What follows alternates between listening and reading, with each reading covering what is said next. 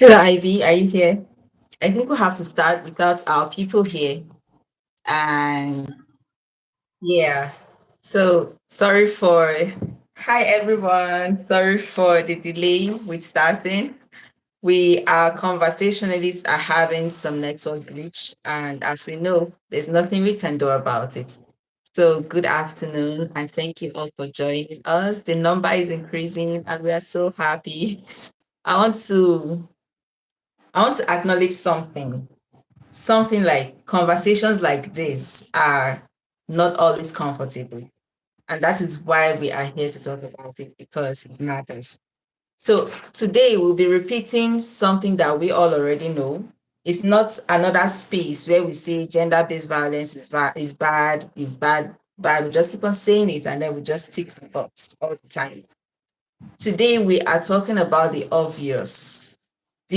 We're not just talking about the violence itself, but the starters of this violence, the enablers of this violence, and things that the violence as a whole, as a system, which has affected and cut across every gender, no matter the age, zero to whatever age, and it keeps on happening and happening. And there's nothing. We keep on talking, but yet it's as if we are not talking about anything. So we are talking about the system that keep quiet when we have these issues going on. We are talking about the system that reward endurance. Instead of fighting it, we are rewarding endurance. We are talking about the system that tells victims to pray harder, to manage better, or to stay together. Violence does not survive on its own. It has to be enabled for it to be able to thrive. So I'm having with me here today my darling sister Ivy, who is a gender-based activist. You don't want to try her. She will fight tooth and nail to make sure. Yeah, she fights tooth and nail to make sure the culprit is brought to book in her space. So welcome, Ivy. Thank you. Thank you. Thank you very much. Yeah, so you all already know me. I'm Johanna from the host of the Legal Playbook, and I create conversations that matter because I love accountability and lives matter. Everyone matters, and we talk about issues as they come on. So, gender based violence is a continuous thing, it's not something that ends with the 16 days of activism. It's something that keeps on going. It's a conversation that has to keep on being repeated daily in our lives because we are not just watchers. We are not just passerby, but we live in a society where we see it happen every day. We handle cases that we see victims being held in trauma for years, and there's nothing stops them. Nothing there's nothing you can put in place to justify what they have gone through. So Ivy is a legal practitioner and as well a she's certified gender-based violence activist, and she's going to be telling us about a few things here while we listen to her. So, Ivy, you have the mic. Okay. Sorry, second, please. Okay. Yeah, like you rightly said, gender-based violence is something that we experience every day of our life in every sphere of our life ourselves. It's something that's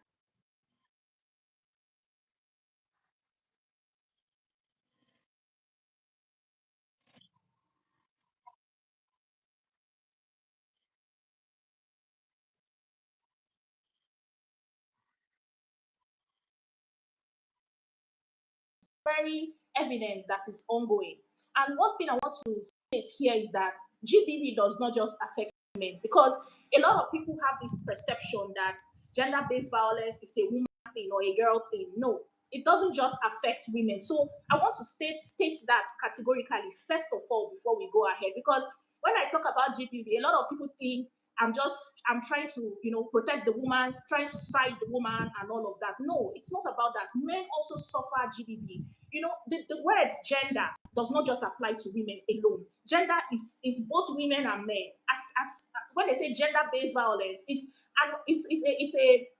a form of violence that affects you because of your gender, not because you are a woman or because you are a man. So you could be a woman in that situation, or you could be a man in that situation, but it's affecting you because you are either a woman or a man, or a girl or a boy. So I just want to get that out of the way because a lot of people misconstrue the term gender based violence. They always think we're just fighting for the women and all of that. Yes, my focus, I have an NGO called the Ivy Initiative, and of course, my focus is on the women because, of course, I'm a woman. I'm focused on the women and the girl child. So I have a child, a female child, and I'm a woman as well. So I can relate to the women, I can relate to the girl child. That is why my focus is on the female gender. But of course, like I said, it doesn't just affect the female gender; it also affects both the female and the male gender. So having put that out of the way, I want us to understand that GBV is an ongoing conversation. It's a conversation that cannot be stopped. We have to continue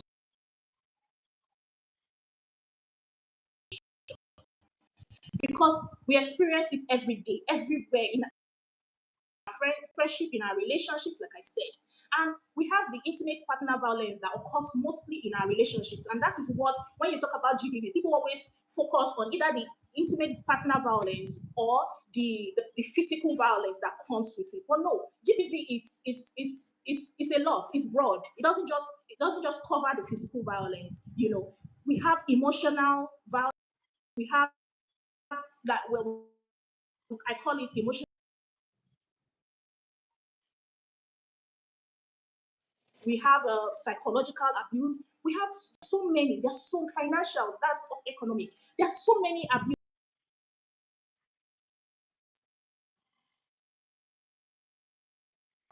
GBV is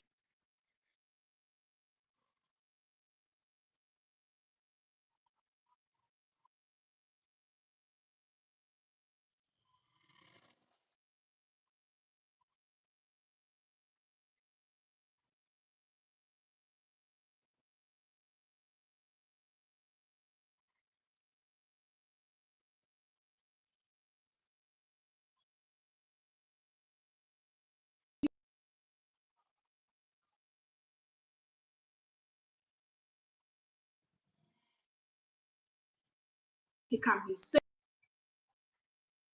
insulting you. He can be using nasty words against you. That is part of mental abuse or emotional abuse because of course the person is saying things to bring you down, is saying things to make you feel small, is saying things to just break your spirit, and that is part of mental abuse. Now let's look at the physical, the psychological, the financial abuse or the economic abuse. What is economic abuse? It's when your partner, either the man or the woman, is trying to use finances against you. So let's now look at maybe a husband and wife situation where the woman is working and collecting her salary.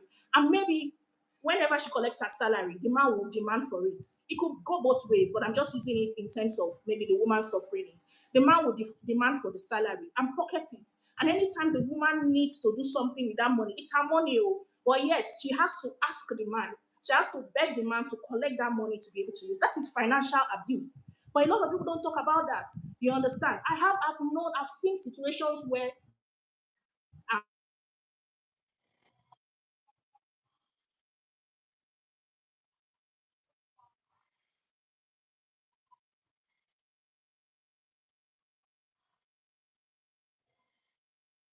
she works. Let's look at what's her name. Osinachi, the late Osinachi, an example.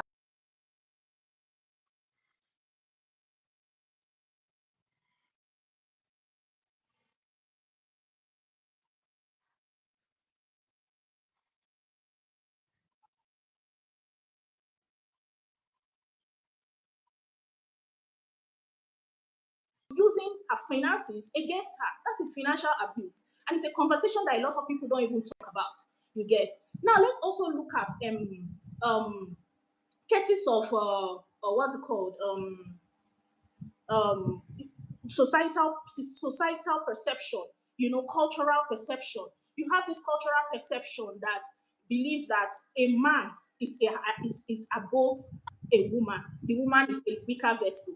And because of that perception, we are in an African society where they believe that, well, we are in a patriarchal society where they believe that men are above women. You understand? And because of that perception alone, whenever they are doing anything, they will always subdue the woman. The woman will always be under. The woman will definitely not have a say. It is now that this conversation is ongoing that you see a lot of women speaking up and speaking out. But there are so many Yeah, situations. but sorry, I want to ask you something. Who do Yeah. you think is enabling GBV? Is it the abuser or the society? So that's personally, I believe that the society is enabling GBV because of the society that we are in. Like I said, we're in a patriarchal society. And because of this patriarchal society, they already have this indoctrination that the man is above the woman. So because of that perception alone, you will see even women, let me tell you the truth, women even enable GBV. There are so many situations where even the woman herself, the victim herself, enables GBV. I see situations where, as a woman, like as in a home,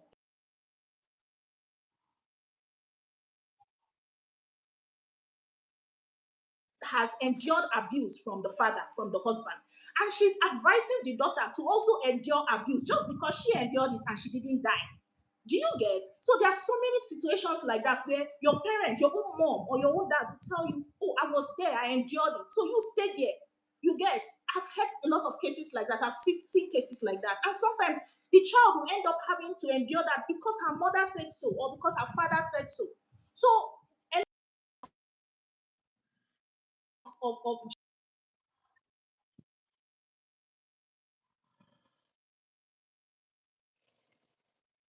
the parent, the home you're coming from, also enable. And I feel like we are enablers of abuse than even men themselves. Because I have seen, especially in recent times, I've seen where men, a man, a father, if a husband is his wife, the father will be the one to go to the husband's house and drag the daughter out of that house. But the mother will be the one to tell you, "Oh, just endure, just stay. I stayed in my own husband's house. Do you think I didn't have a problem with your I didn't fight with your father?" So we are encouraged to.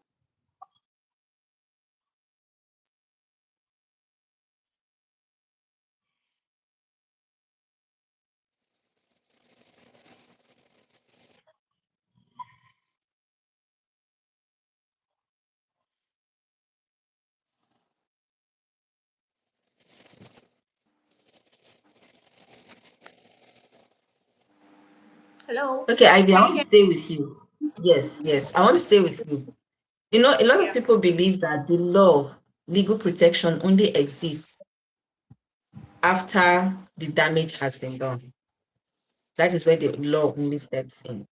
So, from your practice so far, the legal protection only does this legal protection exist? And why is it that Yeah. people are even afraid to use it? Could you tell us what protection exists? Okay. Of course, there are lots of protections that exist for GBV. Currently, which is the VAP Act. We have the Violence Against Persons and Prohibition Act. It's called the VAP Act 2015. And that act is specifically for GBV cases. Anything about GBV, like let me read something from the VAP Act. And let me read something that the VAP Act says that I want people to understand. They said it says the VAP Act, because when, like I said, like I was saying earlier, people have this perception that GBV is just physical. No, it's not just physical. But like what the VAP Act says, it said the VAP Act goes beyond physical violence to cover emotional, psychological, sexual, economic, and digital abuse. You understand? So an act called an act called the VAP Act that covers all these things. So it doesn't just cover the physical. Some of the laws that we used to have only focuses on the physical, like you have the criminal code or the penal code, and most times this criminal and penal code only focuses on the physical abuse, like the rape, that's the sexual abuse, the assault, battery, and all of that. But you now have the VAP Act that comes to talk generally about everything that relates to GBV, and you have emotional abuse involved, you have economic abuse involved, you have psychological, you have digital. 16 days of activism was speaking about this act that covers anything with digital abuse as well. You understand? So the VAT Act is an act, is one of the acts, and it has been domesticated by most of the states in the country. You understand? Just maybe one or two states right now that have not domesticated it. So for you to be able to apply the VAT Act, you have to domesticate it, and most states have domesticated it. So right now it's already ongoing. So even when cases like this come to court, it's the VAT Act that takes precedence, that handles, like, that covers these cases. So yeah, we have the VAT Act that talks about, that protects people that are dealing with domestic abuse situations. I mean, gender-based violence situations. So, from everything you've said, it's clear that it's critical that ignorance of protection is also a form of vulnerability. Of course. And the 16 days of activism, a lot of organizations we've seen have also preferred how persons who are persons who are faced with any form of violence can report this violence and has given avenue, which we would also give in this conversation. So the law cannot help people who believe suffering is their only opinion. You have Of to course. speak up. Of course. You Of have course. to be able to talk to someone when you are faced with something as severe as gender-based violence. So I want us to touch on something a little bit sensitive now. Culture and religion are powerful. They shape identity, but they can also be weaponized. So, how do we begin to challenge our cultural and religious narrative that prioritize marriage, reputation, or obedience over safety and life? That's a very Yeah. good one. So apparently, like you said, cultural the indoctrination we get from our religion and culture is crazy. In Hmm. fact, weaponize the Bible and the Quran to commit all sorts of gender-based violence. They believe that the Bible, there's a passage, there's a verse in the Bible that says a woman must submit to her husband, right? So now, with that perception, they carry it and run with it, and they have this perception that as a woman you must submit, but they fail to read some of the verses either before or after that says that the man has to be someone you have to submit to. He has to be accountable. You understand? For you to be able to submit to someone, that person has to be has to be accountable, right? But we already True. have indoctrination from our religion. You get they've misinterpreted it to suit their own benefits, to suit their own perceptions, and they now weaponize it and use it against you. Now, we also have forgiveness, the case of forgiveness. They have this perception that, oh, anything that anybody does to you, you must forgive. Of course, nobody's saying you shouldn't forgive. Of course, you have to forgive. But when you are forgiving, they will expect you to even forgive things that shouldn't be forgiven. Like now, there are cases where a man beats his wife or the other way around. And when you go report this case to either the society or your family or your parents, they'll tell you, oh, forgive him. Meanwhile, I feel like the kind of things they should really do is understand the reason, first of all, understand the reason why that act is happening. Why is the beating happening in the first place? And if that beating of course, yeah, I will not take away the fact that you have to forgive. But there are situations where you forgive once, you forgive twice, you forgive three times. It still goes on, and they still expect you to forgive him. In situations like that, forgiveness is not what you should be doing. Of course, you can forgive, but it doesn't mean that you have to forgive and stay in a situation that is killing you. You understand? So when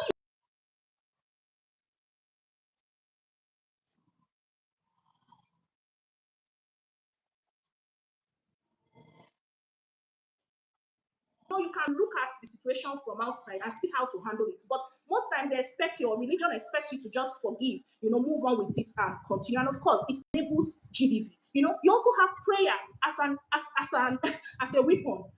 When, for example, maybe you're dealing with issues in your marriage, maybe your husband is beating you as still the same issue of beating, and you go and tell your family or your parents or even the society or even friends, and they tell you, oh, pray for your husband or pray for your wife. Most times we hear pray for your husband. I hardly hear pray for your wife. Or let's say your partner cheats on you, and you hear things like, oh, pray for him. It's just the issue of flesh, which we understand. Of course, there are issues of flesh that happen, but you hear cases of pray for him forgetting that these things lead to more, deeper issues that could, lead to gender-based violence. So, to be honest, I think religion is and our culture is also an enabler of GBV, and it's something that we need to, we need to. What's the word? We need to rewire their mindset. We need to change their mindset and make them understand that no, because you are a religious person or because you believe in religion or believe in God does not mean you have to, stay in situations that will continue to hurt or harm you. Because even God Himself, I'm sure He will not be happy to know that you're in a situation that keeps on hurting and harming you. So that's So, from your experiences, what do you think is the real reason people stay in abusive situations?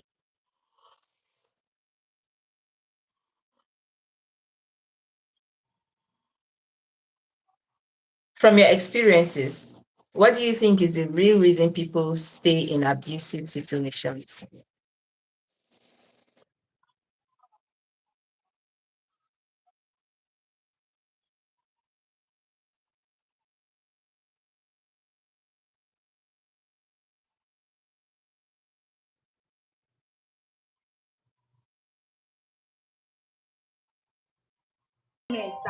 that they will get. You get a lot of people stay in GBV situations because of shame.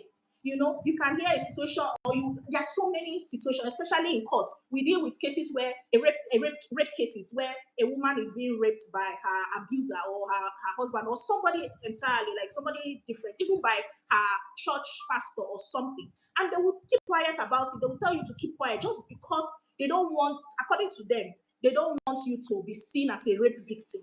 You get. So most times shame is also part of it. Guilt.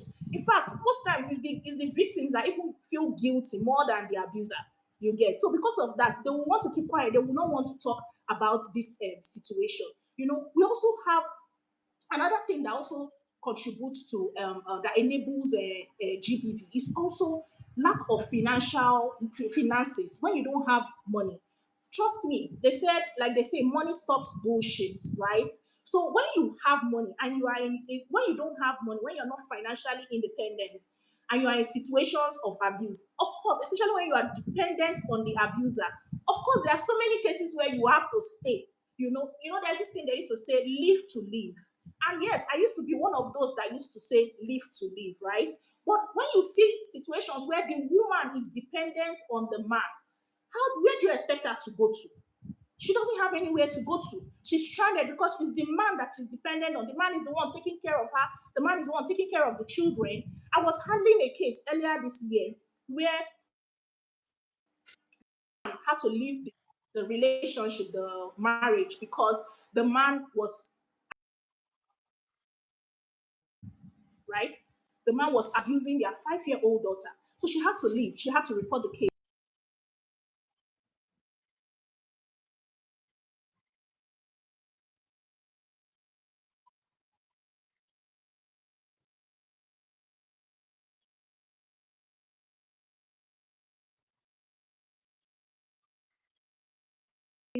Nothing, and she's on the streets. Where do you expect this kind of person to go to? You understand? So in this situation, you would think about it and be like, okay, if I go with these 5 children, at least maybe if I'm the only one I can manage, but I'm going with my 5 children, where am I going to keep them? And most times you will see them having to stay in abusive situations just because they cannot leave that situation. You understand? Because they don't have the wherewithal to leave the situation. And that is why we keep on preaching. Make sure you make your own money. Yeah, it's not easy, especially in our current situation in the country. It's not easy to make money. Yeah, but we always advise try and make your own money. Make sure you have your own finances so that when things like this you will happen, you will know how to handle yourself. You know how to run. But good thing is that we have NGOs nowadays that help you with shelter, and that is one of the aim of our NGO. My NGO is working towards creating a shelter for women this kind of situation so that when things like this happen, they have where to run to while we're handling, the case either in the home or whatever it is or in court or something. A lot of people do not have where to go to when things like this happen. So they end up either finding themselves in another gender-based violence situation. You see them maybe go to the streets to sleep and they get raped by being on the streets. You get. I also had another situation where the woman left with one of her children, a girl, And they ended up she left an abuse to another abuse. She left to the streets, and now the child now ended up being raped because they were sleeping on the streets. Do you get? So in that kind of situation, if you have your finances, of course you will not be in situations where you would find yourself So like that. Get? we live in a society where finances are not being plucked from the tree. Okay, so Exactly. you have to really work hard or strategize to be able to get a penny. Yeah. What are the ways? What are the ways and what institutions would we highlight here for persons who are faced with these things? Instead of going to the streets, okay, you can meet up, also, and then have yourself get a shelter for the night, or if you are already faced with gender-based violence, you can call this number. They can help you out. Your everything you tell them is confidential and all of that. So, what platforms could you mention a few here? So those who are watching can also get a take. Okay, there are so many platforms. Honestly, there are so many platforms that you can go to get shelter or to get support when you are dealing with GBV. We have so many actually, and one of the shelters that we have, like, okay, now in Abuja now we have the what's it called, what I think, no, that one is in Lagos. We have the ward C. So just a second, let me just try and get some of the the shelters in Abuja that I know. I don't want to call the ones in Lagos because I know some of them in Lagos. We have the Mirabel Center, we have the Ward C, we have so many. There are actually so many, but in Abuja especially, there are so many shelters for GBV. Let me just Okay, while you're digging that up, could you yeah, also address the fact that a lot of this violence happen right in the families? They are not perpetrated by people that are far away, but rather those people in the family, immediate people that you are supposed to feel safe around, but rather you are now endangered just being around them. When these things happen in yeah, the of family setting, course. the family tend to just hide it all because of the reputation of that particular family. And can you Sorry, hear me? Yes. So the family tend to just, yeah, the line is I breaking. will Yeah. repeat, the family tend to just wrap it all up because they are trying to protect what they call the reputation of the family. And how would you address that as a gender-based violence specialist? Sorry, can you just repeat it? I didn't get it. The line was breaking. If you can repeat what you said, Okay, please. what I'm trying to say is that for those people who experience gender-based violence, or for those people who know that gender-based violence happen within the family setting, Yeah.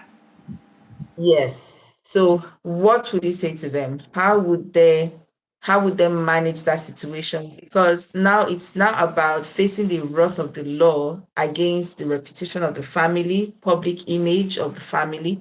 Yes. So how do you face that? Because I'm sure you have come across quite some number of abuses are coming from the family for both the boys and the girl gender. Hmm. That's very important because early this year I handled a case.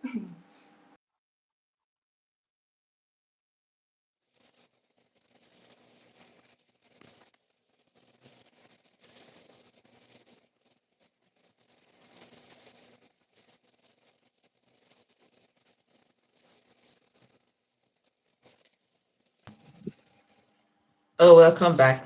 Yeah, I think the network was breaking. Yeah. Can you hear me now? Yes, I can. So, like I said, early this year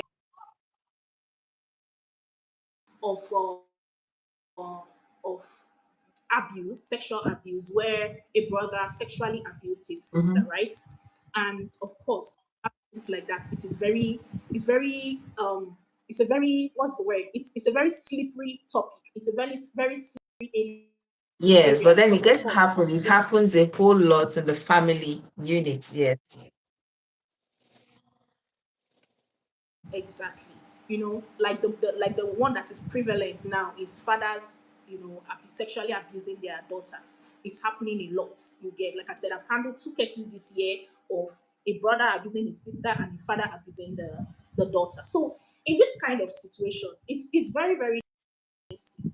But the thing is that in cases like this, you cannot run away from it, whether you are the family member or not. You cannot run away from it. It's something that you will have to deal with because if you look at it, in as much as one of your child is being abused, the other abuser. So if you are trying to protect the abuser, you are doing a disservice to the person that is being abused.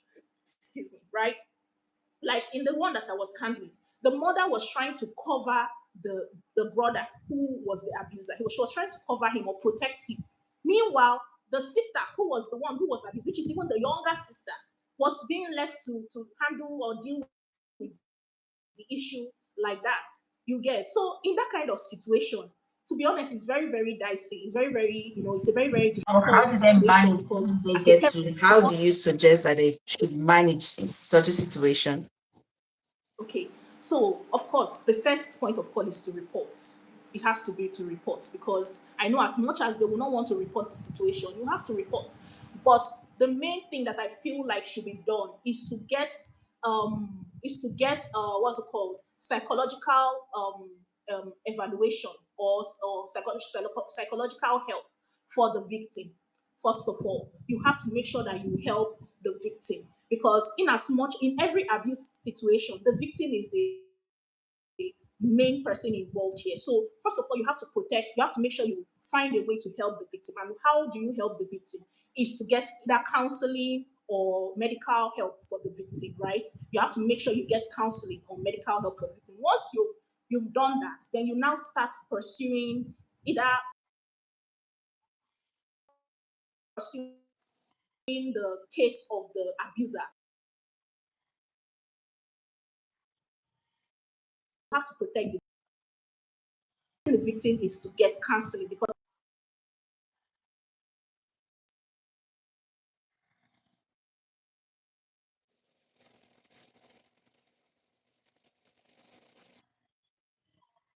think of now prosecuting the abuser, which is something that should be done because sometimes they will not want to prosecute the abuser because it's a family member. But of course, it has to be done. You just have to report the case. You get and currently we have a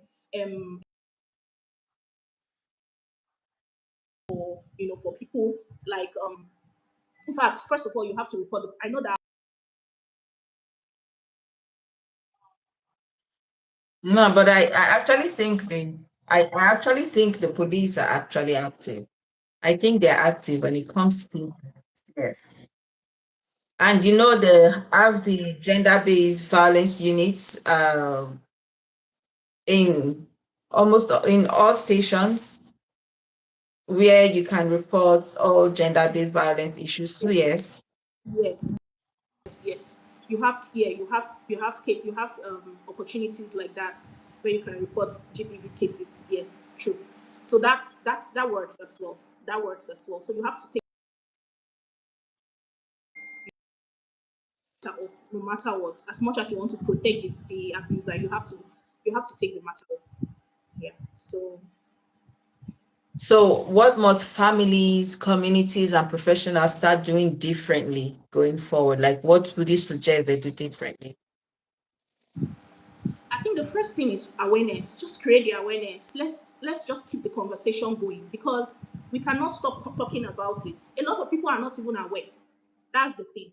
A lot of victims are not aware of their rights, and in fact, I think. Question: Sorry. do men actually are men actually aware of the fact that they can also be violated? So Like yeah, gender-based violence also falls on them. exactly. So that's why I said we need to create the awareness. Awareness is the first thing. We need to let people know that GBV is not just for the woman alone. It's both ways, right? I was having a conversation with someone last night, and we were seriously arguing about GBV, and he was of the opinion that GBV is mostly beneficial to the woman. I mean, GBV, speaking against GBV is mostly beneficial to the woman, which I agree. I agree, but that's because women are the ones who speak up more, have been indoctrinated to believe that they don't have to speak up.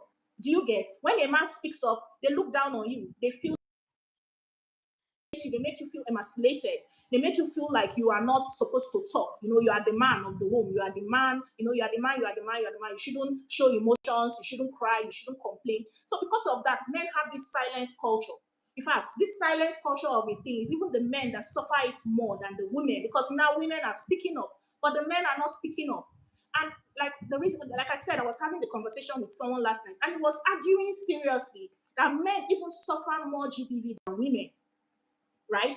And to be honest, I'm at a point I started tilting towards, believing that. Why? Because men do not speak up. So I feel like if men start speaking up, we'll probably realize that men might even be suffering more of GBV than women.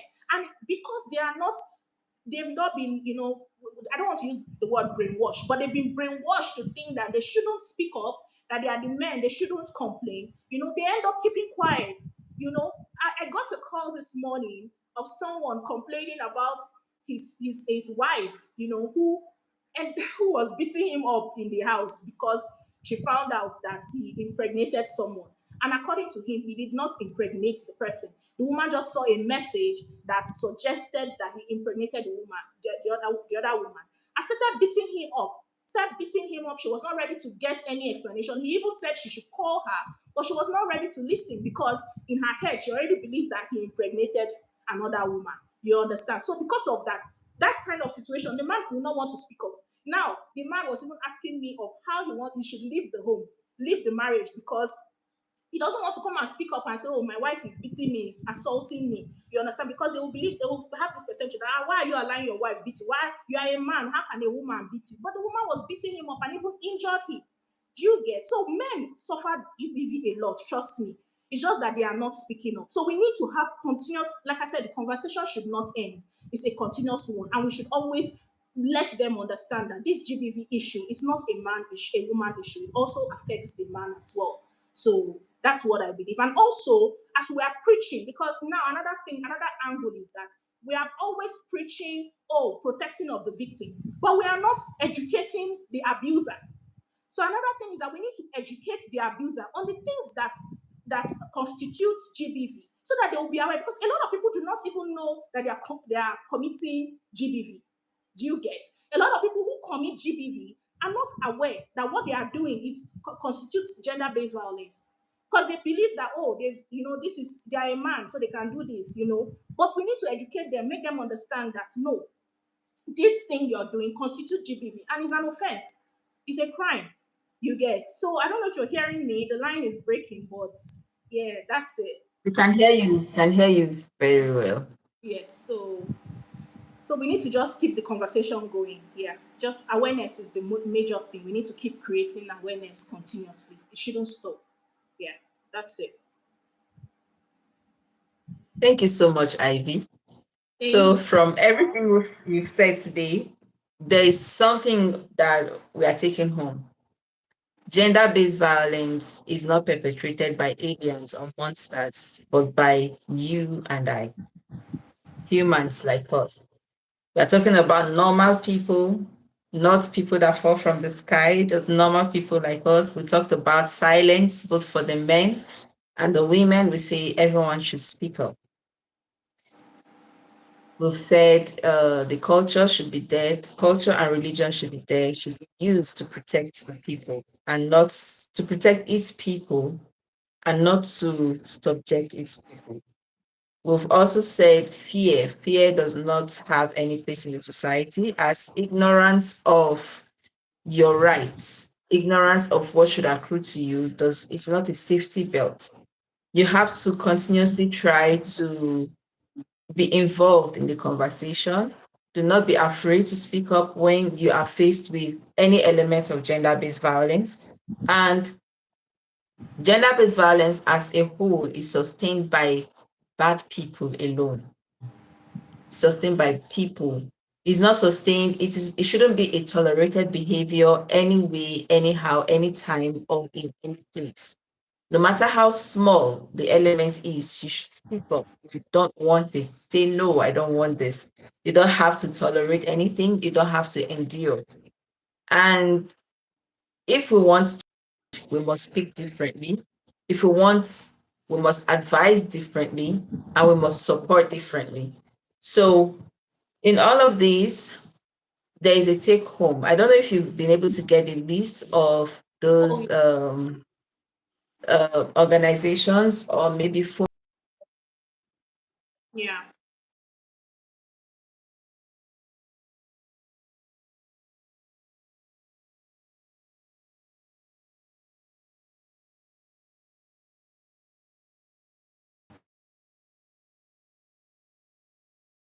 Start,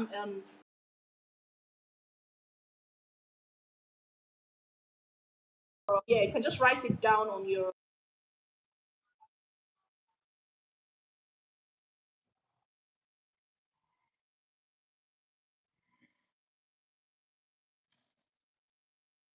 Okay, okay.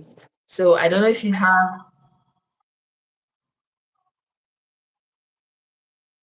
The PDF and get all these details of it. All right. So um violence does not survive on fist alone, it survives on permission. This conversation, titled Beyond the Obvious, the Hidden Faces of Gender-Based Violence, has moved our goal from just talking, from just saying sympathy, we should have sympathy with those who have been violated, to saying that if you know you are being violated, if you know things are being done to you that is against a human person, you should speak up, you should talk to a trusted person, or you should reach out to the appropriate authorities. Even the police can help you out. And I will be giving us her last words before we go today. Okay, so what I want to say, first of all, is gender-based violence, like I said from the beginning, is not a case of it's not something that happens to only women. It happens to both the female and the male gender. And that is why you have the word gender. Gender-based violence. It's a violence, or and yeah, it's a form of violence that affects you because of your gender. So you can be in a particular situation where that violence that is affecting you is affecting you based on the fact that you're either a woman or a man. That's one thing I want to say. I want to say also that gender based violence happens a lot because a lot of so many people are too comfortable in that situation. You understand? A lot of people, you know, they don't want to talk about it because they are so comfortable. They already have this perception, this indoctrination that, oh, you don't need to speak up. You don't want, because you are trying to avoid shame and guilt. You don't want people to know that your child is facing this or you are facing this. One thing I want to state today is that you have to speak up, no matter what it is. Make sure that you are not keeping quiet, whether you are a man or a woman, whether you are a parent or a guardian, whatever it is, whoever you are, as far as you are suffering it or you know who is suffering it or it is happening in your home or in your family, don't keep quiet about it. Make sure that you are speaking out against it, because if you keep quiet about it, you're only an enabler. You're enabling it. You may not be the one abusing, because actually doing the committing the abuse, but you are enabling the abuse because you're not talking. That is another thing I want to say. I also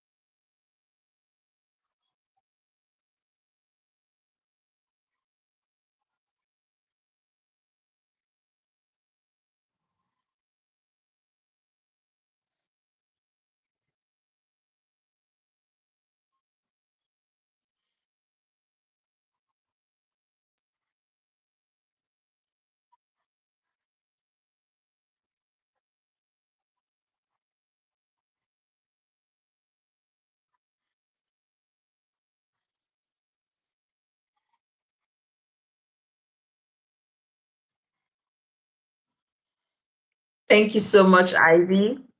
Thank you. This conversation we ought to be for, but unfortunately, we are just the two of us because we had some network glitch from the other people and they couldn't join in as at the time they had to.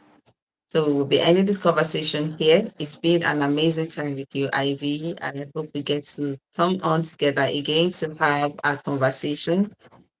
We don't have much of questions coming in today.